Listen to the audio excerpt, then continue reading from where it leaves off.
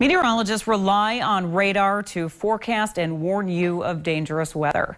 But about a month ago, during a severe storm outbreak, the radar in Minot failed.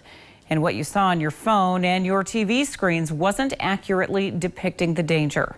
Meteorologist Amber Wheeler has a special report on the problem and what the KX storm team is doing to try to solve it in tonight's top story. And we had to keep reiterating, don't let this take you by surprise. It looks pretty harmless on the radar right now, but you have some intense severe weather coming your way. That's how our meteorologist Dave Holder covered severe weather that rolled through North Dakota on July 7th, a night when Minot's radar failed.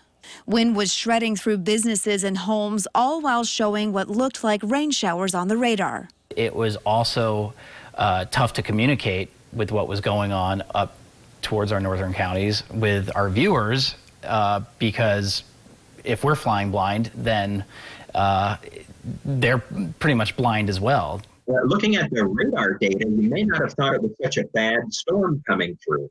That's John Paul Martin, the warning coordination meteorologist at the National Weather Service. But it isn't just meteorologists who become blind with the lack of radar. It's also first responders.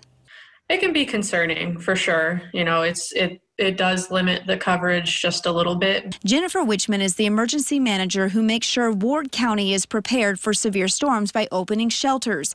Ward County is just one area that has limited coverage when the radar fails. Tens of thousands of people in north central North Dakota are impacted by the loss. Besides routine outages for maintenance, the Minot radar was down for over 18 days between June and July due to failing equipment. That's the peak of severe weather season. Even though the radars have been outfitted with the latest technology, they've been failing on a regular basis because of their older infrastructure. The problem we're starting to have is we have a system that's now 35 years old. Parts are 35 years old. And of course, as you know, if you own anything that's 35 years old, parts on it start to break. Which is what's happening now with the Minot radar. It's maintained by the Minot Air Force Base and funded by the Department of Defense. Staff Sergeant Casey Marker is the radar technician who repairs the Minot radar. She says the latest Minot outage all started with an oil leak. So the motor wore out, it started leaking, which caused the motor to just completely break. And when the motor broke, it caused a short that broke the power supply that runs the motor. The fix took 2 weeks due to waiting for parts to be shipped. And we're not the only area in the country dealing with radar issues. There are countless across the country.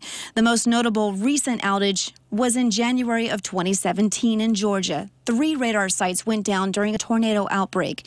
Meteorologists felt blind while warning for life-threatening weather.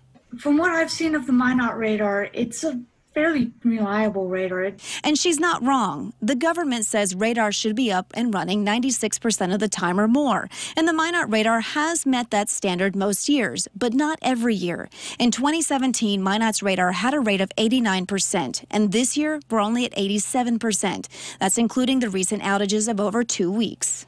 We wrote a letter to our state lawmakers in Washington, D.C., urging them to look into our aging radar system and make sure that they have proper funding. It's important to us because the KX storm team needs working radar to keep you safe and ahead of the storm. Reporting for KX News, I'm meteorologist Amber Wheeler. We have not heard back from Representative Armstrong, but we have gotten statements from Senators Kramer and Hoeven. To read their full statements, head to kxnet.com. Minot PD responded